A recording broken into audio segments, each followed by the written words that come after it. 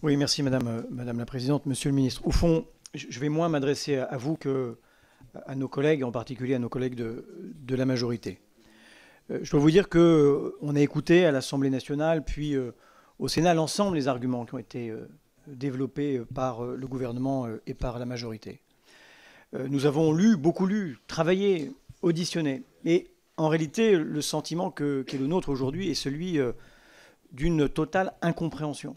Au fond, nous avons trouvé peu d'alliés, à part vous-même, pour soutenir ce projet. Le sentiment est que vous jouez les apprentis sorciers. Parce qu'en réalité, vous prenez des décisions qui sont des décisions irréversibles. Et aucun d'entre nous n'aura, dans 70 ans, à rendre des comptes à la fin de la concession. Peut-être les plus endurants et ceux qui ont la vie la plus saine parmi nous auront la chance de le vivre. Mais je ne me prête pas cette espérance de vie. Au fond,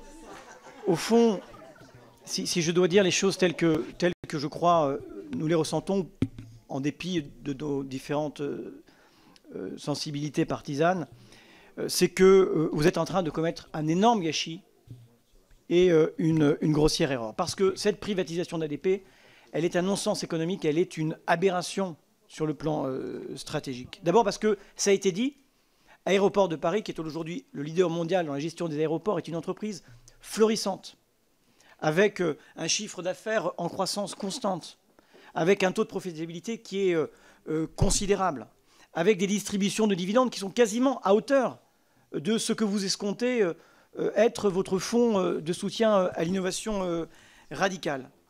Le montage lui-même que vous envisagez est aberrant. En début de concession, vous allez devoir indemniser les actionnaires et en fin de concession, vous allez devoir leur racheter les actions d'Aéroports de Paris. Parce que ce n'est pas évidemment un bien de retour. Il faudra une juste et préalable indemnité pour récupérer tout cela. Et en réalité, ce que vous êtes en train d'écrire, c'est une concession perpétuelle et pas une concession de 70 ans. Alors vous évoquez, même si c'est modeste, le remboursement de la dette. Mais quand on emprunte à des taux d'intérêt si bas, voire à des taux d'intérêt négatifs, à des taux qui sont inférieurs au taux de profitabilité de cette entreprise, il est anti-économique de vendre les bijoux de famille pour rembourser de la dette. C'est une aberration sur le plan économique. Et puis c'est une erreur stratégique monumentale. Parce que ADP n'est pas une entreprise comme les autres. C'est un service public d'intérêt national. C'est un monopole naturel. C'est un bien commun. C'est une frontière extérieure. C'est un outil de souveraineté. C'est un leader mondial. Ce n'est pas seulement un gestionnaire d'aéroport. C'est un aménageur. C'est un développeur. C'est un exploitant. C'est une entreprise qui est propriétaire de 6 680 hectares de terrain, de bureaux, qui n'a pas d'équivalent en Europe. C'est une entreprise qui est passée au cœur des intérêts stratégiques de la nation et au cœur de tous les grands projets d'aménagement de la région Île-de-France. La ligne 17 du métro du Grand Paris, cœur d'Orly avec 15 hectares de bureaux. C'est le premier pôle d'emploi de toute la région Île-de-France.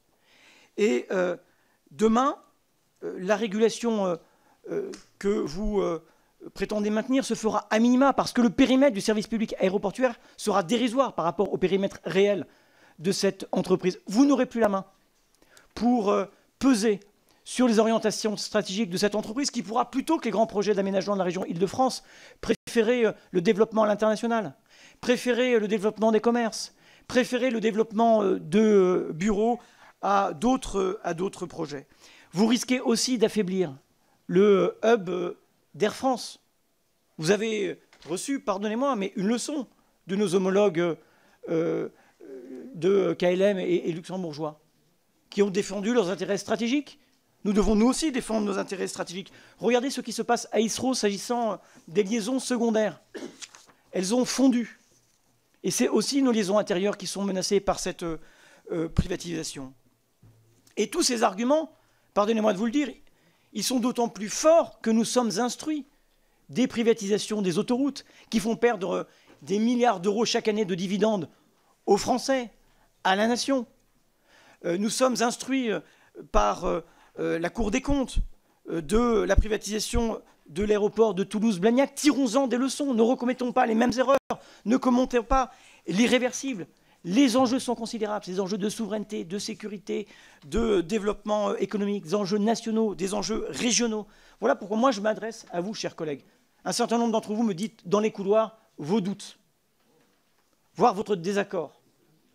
Il faut parfois les exprimer quand l'essentiel est en jeu, quand il y va de l'intérêt national. Vous avez, monsieur le ministre, aujourd'hui annoncé une taxe sur les GAFA qui devrait produire cette année 450 millions d'euros de recettes fiscales. Mais affectez-les à l'innovation radicale. Je connais trop le débat sur ces 200 millions d'euros d'innovation. Chaque année, il faut que Bercy donne l'exemple. Ces crédits, au fond, sont très rigides à la baisse. Il y a les effectifs de personnel et il y a ces fichus 200 millions d'euros d'investissement. On essaye de les débudgétiser chaque fois qu'on le peut.